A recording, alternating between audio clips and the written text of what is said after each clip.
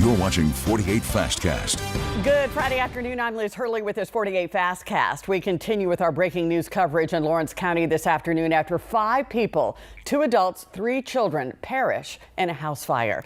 That fire started around 5:30 this morning in the Hillsborough area. Lawrence County Coroner and Cortland Fire Chief Scott Norwood confirmed the fire started in the den of their home before spreading to the rest of the house. That fire ultimately killed 5, including those 3 children. The 2 adults were later identified as Chris Hill and Lisa Hill. The children were identified as Chris Jr., Ashante, and Tay. Norwood tells us this is in all his years, this is the deadliest fire he has worked on.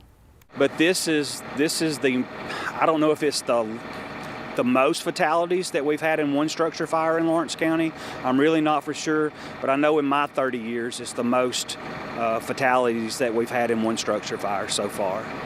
Originally, a 4th child was thought to be inside that home when the fire broke out, but was later found safe at school.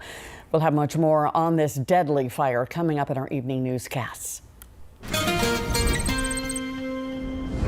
Conditions are still chilly across the valley. Lots of us in those mid and low end 40s. We've had a chilly start to the day, and as you've noticed, our rain chances have kind of tapered off a little bit for our Friday, but it is cloudy outside. Looking out at Parkway Huntsville, lots of folks making their way throughout the city. 41 is where we sit here in Huntsville. Lots of other communities in those mid and low end 40s. Our Tennessee counties, though, already taking it down to those mid and upper 30s. So we'll continue to follow suit in the next few hours. We're expecting to see cloudy conditions to follow us into most of the night here. As we get into the late night hours, that's when we'll start to see those 30s come back into the forecast for a lot of our valley community outside of those Tennessee folks.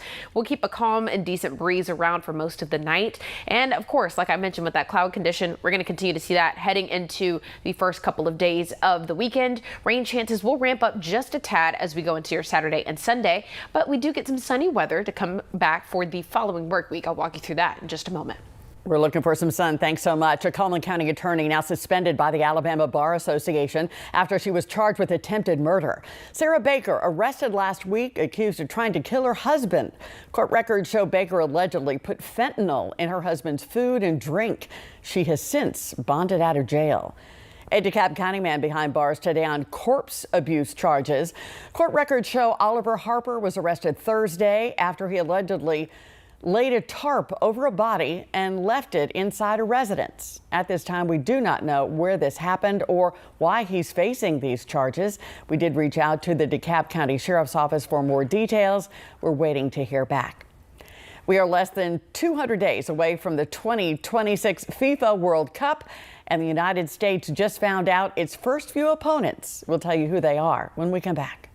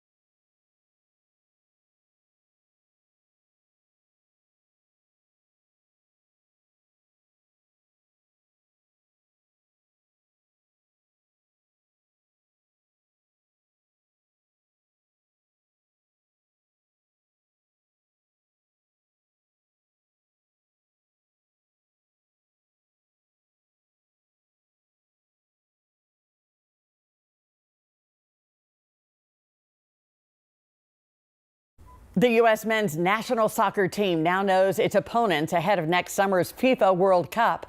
The U.S. will open its campaign against Paraguay June 12th. Its next match will be against Australia, followed by one of the following: Kosovo, Romania, Slovakia, or Turkey. We'll know which European nation will join the group in March.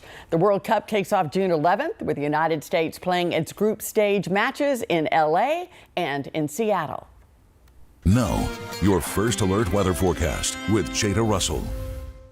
We've had a chilly week so far, and we've got a couple of days still around those 40s, but we'll start to see a warm up in the following week. I'll bring you to that in just a moment. Right now, looking out at Madison, seems to be flowing smoothly, 565 and Madison Boulevard. As we look around the rest of the valley, like I mentioned, some areas still in those mid and low in 40s, but our Tennessee communities already in some of those upper 30s. We'll see that later on tonight as we get to about those 9 and 10 o'clock hours. That's when we'll start to see the opportunity for a slight drop in our temperatures, but over the past 24 hours haven't really dropped very much.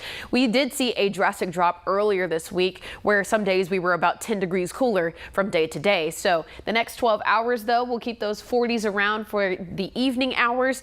Cloud condition will follow us throughout the rest of our night. Pretty cloudy as we go into our evening. We'll see some calm conditions as well as far as that breeze goes, but we'll get into those 30s late night hours over into early on Saturday. So if you have some early morning plans for your Saturday, that's when we'll start to see some cooler conditions. Make sure you're bundling up. Thankfully, we will start to see a warm up though as we go through the rest of your Saturday. We'll start to see some 30s right around the morning hours, and then the clouds will start to dissipate as we get into the early afternoon. This is around 2:30 for Saturday. We'll see some 50s for a couple of folks. Florence, Russellville, Moulton, a lot of our western communities will see that first. And as we go through the rest of your evening, we'll get back into those 30s. Each day is going to take a little bit of a stair step up to some warmer conditions.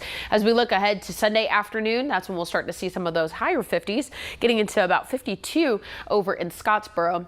Throughout the rest of the evening, though, we're expecting to see a pass of a slight shower or two getting into your Sunday night. And as we go into the following work week, you'll notice we dip a little bit. We have another cold front moving in around Sunday evening. Into Monday, we dip just a tad there into those mid 40s. But Tuesday through the rest of the week, we start to see some of those upper 50s. Rain chances will return, kind of stair stepping between those upper 40s and low in 50s to end the following work week. But we will stay around some of those comfortable temperatures. Seeing more sunshine though.